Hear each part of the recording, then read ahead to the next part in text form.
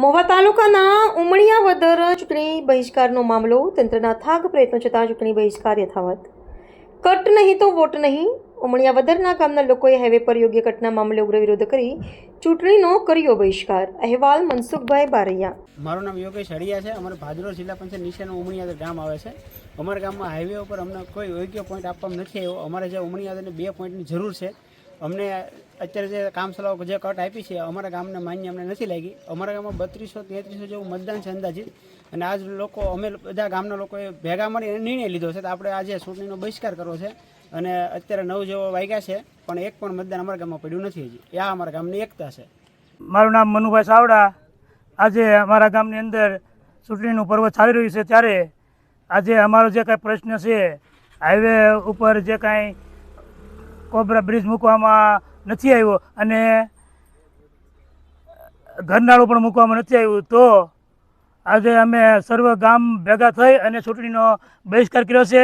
અત્યાર સુધીમાં એક પણ મત હજી પડ્યો નથી અને તંત્ર પણ ક્યારના આવું કરે છે પણ હજી તંત્ર પણ કોઈ અહીંયા બતાવવાનું નથી. તો અમે સર્વે ભેગા મળી અને ચૂંટણીનો બહિષ્કાર કર્યો છે. તમારી માંગ હવે શું આમ જીબ્રા ક્રોસિંગ ત્યાંથી તમે શું માંગ કરો છો અત્યારે?